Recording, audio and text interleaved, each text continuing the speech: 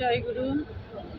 আমার তরিকার ভাই ও বোনেরা, আমি এখন সিরাজগঞ্জ সাজাদপুর বাবা শাহ মখদুমের মাজারে এসেছি। সেখানে আমি জিয়ারত করলাম। সেখান থেকে আমি এখন বের হব।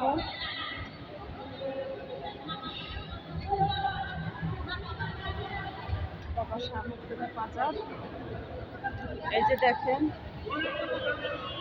বাবা শাহ মখদুমের মাজার। এই যে সবাই ঘোষণা দিচ্ছে এখানে।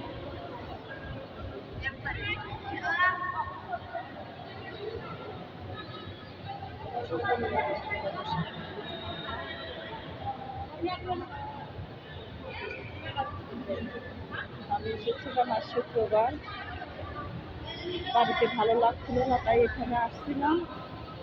এসে দেখে গেলাম, ভক্তি দিয়ে গেলাম বাবারে। যাই হোক তরদিরা, আপনারা ভালো থাকবেন।